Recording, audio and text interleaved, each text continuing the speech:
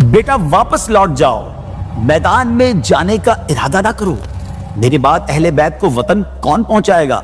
خواتین کی حفاظت کون کرے گا؟ میری امانتیں کس کے حوالے کی جائیں گی؟ قرآن کریم کی حفاظت کون کرے گا؟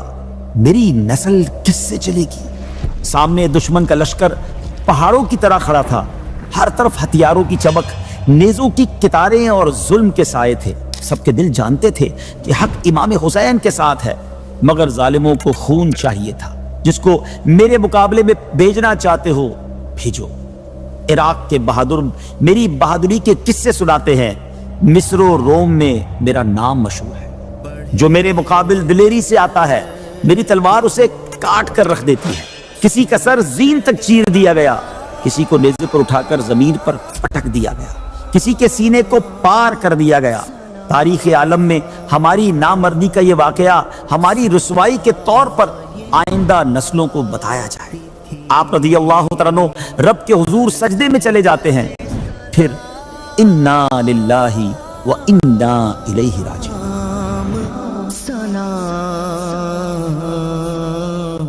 السلام علیکم ورحمۃ اللہ وبرکاتہ۔ ناظرین، ویب سیریز کا نام ہے داستان کربلا۔ کربلا کا میدان 10 محرم الحرام۔ اہل بیت کے جوان ایک ایک کر کے راہ حق میں قربان ہو چکے ہیں۔ اب امام علی مقام حضرت امام حسین رضی اللہ تعالیٰ عنہ تنہا رہ گئے ہیں، اور آپ کے ایک شہزادے حضرت امام زین العابدین رضی اللہ تعالیٰ عنہ جو شدید بیماری اور کمزوری میں مبتلا ہے۔ ناظرین، بیماری، سفر کی تھکن، 3 دن کی بھوک اور پیاس اور مسلسل مصیبتوں نے حضرت امام زین العابدین رضی اللہ تعالیٰ عنہ کو اس قدر کمزور کر دیا تھا کہ آپ کا جسم مبارک کانپ رہا تھا۔ مگر ہمت کا عالم یہ تھا کہ جب اپنے بابا جان کو تنہا دیکھا تو خیمے سے باہر تشریف لائے اور میدان جنگ میں جانے کے لیے آگے بڑھنے لگے۔ یہ منظر دیکھ کر امام حسین رضی اللہ تعالی عنہ نے فرمایا، بیٹا واپس آ جاؤ، میدان میں جانے کا ارادہ نہ کرو۔ میں اپنی عزیز و اقارب، خاندان، خدام، غلام سب کو راہ حق میں قربان کر چکا۔ الحمدللہ ان تمام مصیبتوں کو اپنے نانا جان صلی اللہ تعالی علیہ وسلم کے صدقے صبر و رضا کے ساتھ برداشت کیا ہے۔ اب میں خود اپنا سر راہ خدا میں پیش کرنے کے لیے تیار ہوں۔ پھر آپ رضی اللہ تعالیٰ عنہ نے اپنے بیمار بیٹے کی طرف محبت بھری نگاہ سے دیکھا اور فرمایا، اے نور نظر، میری تم سے بہت امیدیں وابستہ ہیں۔ میرے بعد اہل بیت کو وطن کون پہنچائے گا؟ خواتین کی حفاظت کون کرے گا؟ میری امانتیں کس کے حوالے کی جائیں گی؟ قرآن کریم کی حفاظت کون کرے گا؟ میری نسل کس سے چلے گی؟ حسینی سادات کا سلسلہ کس سے جاری ہوگا؟ یہ تمام ذمہ داریاں تمہارے سپرد کی جاتی ہیں۔ میرے بعد تم ہی میرے جانشین ہوگے، اس لیے تمہیں میدان میں جانے کی اجازت نہیں۔ ناظرین، حضرت امام زین العابدین رضی اللہ تعالیٰ عنہ نے عرض کیا، میرے بھائی تو جان نثاری کی سعادت پا چکے، اب میں بھی اس قربانی کے لیے تڑپ رہا ہوں۔ مگر امام علی مقام رضی اللہ تعالیٰ عنہ نے آپ کی درخواست قبول نہ کی اور خود میدان جنگ کے لیے تیار ہو گئے۔ آپ رضی اللہ تعالیٰ عنہ نے امامہ رسول صلی اللہ علیہ وسلم سر پر باندھا، سید الشہداء حضرت امیر حمزہ رضی اللہ تعالیٰ عنہ کی ڈھال پشت پر سجائی، مولا علی شیر خدا کی ذوالفقار تلوار ساتھ لی اور پھر گھوڑے پر سوار ہو گئے۔ ناظرین، یہ وہ لمحہ تھا جب اہل بیت کی بے بسی اپنی انتہا کو پہنچ چکی تھی۔ حضرت سکینہ رضی اللہ تعالیٰ عنہا اپنے بابا جان کا آخری دیدار کر رہی تھی۔ خیموں میں سسکیاں بلند تھی، آنکھوں سے آنسو رواں تھے، کیونکہ سب جانتے تھے کہ اب یہ جلوے چند لمحوں کے مہمان ہیں۔ امام حسین رضی اللہ تعالیٰ عنہ میدان جنگ میں تشریف لائے۔ سامنے دشمن کا لشکر پہاڑوں کی طرح کھڑا تھا، ہر طرف ہتھیاروں کی چمک، نیزوں کی کتاریں اور ظلم کے سائے تھے۔ آپ رضی اللہ تعالیٰ عنہ نے میدان میں پہنچ کر خطبہ ارشاد فرمایا، حمد و صلات کے بعد فرمایا، اے لوگو، اللہ عز و جل سے ڈرو، وہی جان دینے والا اور جان لینے والا ہے۔ اگر تم اللہ پر ایمان رکھتے ہو اور میرے نانا جان حضرت محمد مصطفیٰ صلی اللہ تعالیٰ علیہ وسلم کو مانتے ہو تو قیامت کے دن سے ڈرو، جب میزان عدل قائم ہوگا، اعمال کا حساب ہوگا اور میرے والدین محشر میں اپنی اولاد کے بے گناہ خونوں کا مطالبہ کریں گے۔ پیارے آقا علیہ الصلوۃ والسلام جن کی شفاعت گناہ گاروں کی مغفرت کا ذریعہ ہے اور تمام مسلمان جن کی شفاعت کے امیدوار ہیں، وہ تم سے میرے اور میرے جانثاروں کے خون ناحق کا بدلہ طلب فرمائیں گے۔ تم میرے اہل و عیال، عزیز و اقارب، اصحاب اور غلاموں میں سے 70 سے زیادہ افراد کو شہید کر چکے ہو اور اب میرے قتل کا ارادہ رکھتے ہو۔ خبردار ہو جاؤ، دنیا کا عیش ہمیشہ رہنے والا نہیں۔ ناظرین، امام حسین رضی اللہ تعالیٰ عنہ کی زبان مبارک سے یہ الفاظ سن کر کوفیوں میں سے بہت سے لوگ رونے لگے۔ سب کے دل جانتے تھے کہ حق امام حسین کے ساتھ ہے، مگر شمر اور اس جیسے سنگ دلوں پر ان کی نصیحتوں کا کوئی اثر نہ ہوا۔ انہوں نے کہا یہ گفتگو چھوڑ دیجئے اور ابن زیاد کے پاس چل کر یزید کی بیعت کر لیجئے، پھر کوئی آپ سے جنگ نہیں کرے گا، ورنہ جنگ کے علاوہ کوئی راستہ نہیں۔ ناظرین، امام علی مقام رضی اللہ تعالیٰ تو پہلے سے ہی اس جواب سے واقف تھے۔ یہ خطبہ تو فقط آپ نے اتمام حجت کے لیے دیا تھا تاکہ قیامت کے دن کوئی یہ نہ کہہ سکے کہ ہمیں سمجھایا نہیں گیا تھا۔ پیارے آقا علیہ الصلوۃ والسلام کے نواسے خاتون جنت حضرت فاطمہ الزہرا رضی اللہ تعالی عنہا کے لخت جگر بھوک، پیاس، تنہائی اور اپنے پورے خاندان کی شہادت کا غم دل میں لیے 20,000 کے لشکر کے سامنے کھڑے تھے۔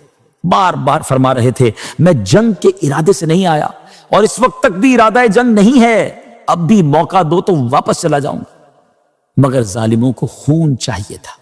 جب امام علی مقام رضی اللہ تعالیٰ عنہ نے دیکھ لیا کہ یہ لوگ خون ناحق بہانے سے باز نہیں آئیں گے تو وہ فرمایا جس کو میرے مقابلے میں بھیجنا چاہتے ہو بھیجو۔ اب یزیدی لشکر کے وہ مشہور بہادر میدان میں آنے لگے جنہیں مشکل وقت کے لیے بچا کر رکھا گیا تھا۔ انہی میں سے ایک بدبخت تلوار لہراتا ہوا آیا اور آتے ہی امام پر حملہ کرنے کے لیے ہاتھ اٹھایا، مگر ابھی وار مکمل بھی نہیں ہوا تھا کہ امام حسین رضی اللہ تعالیٰ عنہ کی ضرب حیدری چلی اور اس کا سر جسم سے جدا ہو کر دور جا گرا۔ پھر دوسرا شخص غرور سے بھر کر میدان میں آیا اور چیخ کر کہنے لگا شام و عراق کے بہادر میری بہادری کے قصے سناتے ہیں، مصر و روم میں میرا نام مشہور ہے، آج تم میری طاقت دیکھو۔ ناظرین، لشکر اس کی باتیں سن کر خوش ہو رہا تھا، انہیں گمان تھا کہ بھوک، پیاس اور غم نے امام حسین کو کمزور کر دیا ہوگا، مگر جب وہ شخص قریب آیا تو امام نے فرمایا تو مجھے نہیں جانتا، جو میرے مقابل دلیری سے آتا ہے میری تلوار اسے کاٹ کر رکھ دیتی ہے۔ شامی جوان یہ سن کر اور تیش میں آیا اور بجائے جواب کے حضرت امام پر تلوار کا وار کیا۔ آپ رضی اللہ تعالیٰ عنہ اس کے وار سے بچ کر اس کی کمر پر اپنی تلوار سے ایک زوردار وار کرتے ہیں، جس کے بعد اس کا جسم کٹتے ہوئے ایسا محسوس ہوتا ہے جیسے کوئی کھیرا تھا جو آسانی سے کٹ گیا۔ ناظرین، اسی طرح یزیدی لشکر کے ایک کے بعد ایک بہادر میدان میں آتے رہے، مگر جو آیا ایک ہی وار میں انجام کو پہنچا دیا گیا۔ کسی کا سر زین تک چیر دیا گیا، کسی کو نیزے پر اٹھا کر زمین پر پٹک دیا گیا، کسی کے سینے کو پار کر دیا گیا۔ اسی طرح یزیدی لشکر میں لاشوں کے انبار لگتے چلے گئے، ہر طرف خوف اور چیخو پکار پھیل گئی۔ لوگ کہنے لگے اگر یہی انداز رہا تو حیدر کا یہ شیر پورے کوفے کے بچوں کو یتیم اور عورتوں کو بیوہ بنا دے گا۔ پھر فیصلہ کیا گیا کہ ایک ایک کر کے مقابلہ کرنا ممکن نہیں ہے، اس لیے چاروں طرف سے حملہ کیا جائے۔ اب ہر طرف سے تیروں، تلواروں اور نیزوں کی بارش شروع ہو گئی۔ اس کے باوجود امام حسین رضی اللہ تعالیٰ عنہ جس طرف گھوڑا دوڑاتے صفوں کی صفیں چیر ڈالتے۔ ناظرین، دشمن حیران تھے کہ اس بھوکے پیاسے تنہا انسان میں یہ طاقت کہاں سے آ رہی ہے۔ یہ دیکھ کر ابن سعد اور اس کے مشیروں کو بہت ٹینشن ہوئی کہ اکیلے امام حسین کے مقابل ہزاروں کی جماعت بے فائدہ ہے۔ تاریخ عالم میں ہماری نامردی کا یہ واقعہ ہماری رسوائی کے طور پر آئندہ نسلوں کو بتایا جائے گا، اس سے بچنے کے لیے کوئی پلان بنانا پڑے گا۔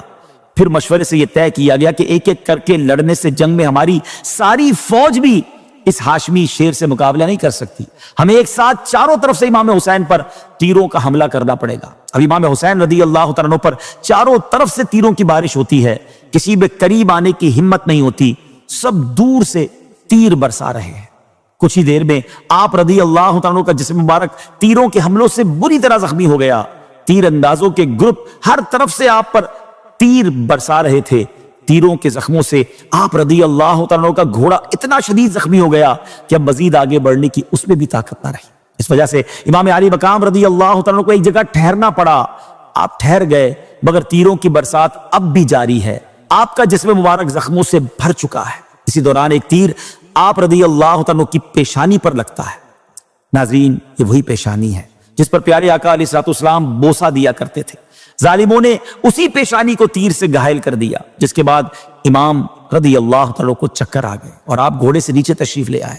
آپ رب کے حضور سجدے میں چلے جاتے ہیں، اپنی زندگی کا آخری سجدہ، وہ سجدہ جس پر زمین کربلا فخر کرتی ہے۔ اسی حالت میں ایک شخص آپ پر نیزے سے حملہ کرتا ہے اور آپ اسی سجدے کی حالت میں 10 محرم الحرام 61 ہجری میں جمعہ کے روز اپنے پورے خاندان کو راہ حق میں قربان کرتے ہوئے خود بھی قربان ہو جاتے ہیں۔ انا للہ و انا الیہ راجعون۔ ناظرین، ظلم کی یہ داستان ابھی ختم نہیں ہوئی تھی۔ یزیدیوں نے امام پاک کے سر مبارک کو جسم سے جدا کرنا چاہا۔ نظر ابن خرشہ نامی ایک بدبخت آگے بڑھا، مگر امام کی ہیبت سے اس کے ہاتھ کانپنے لگے، تلوار ہاتھ سے گر گئی۔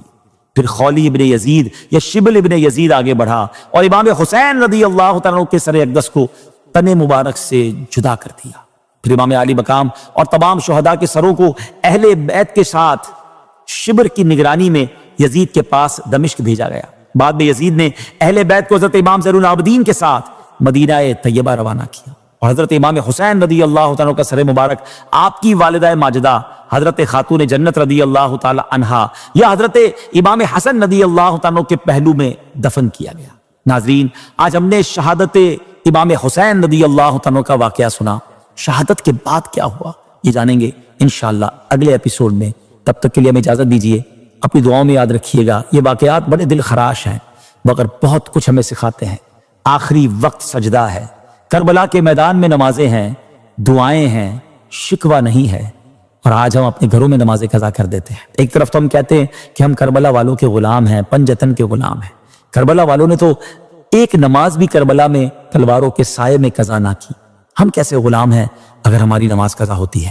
ضرور سوچئے گا، اگلے ایپیسوڈ میں پھر آپ سے بات ہوتی ہے۔ صلو علی الحبیب صلی اللہ تعالی علی محمد صلی اللہ علیہ وسلم۔ واللہ تو نے میرے سردار کو قتل کر ڈالا، میرے خاندان کا نشان مٹایا، میری شاخیں کاٹ دی، اگر اس سے تیرا دل ٹھنڈا ہو سکتا ہے تو ہو جائے۔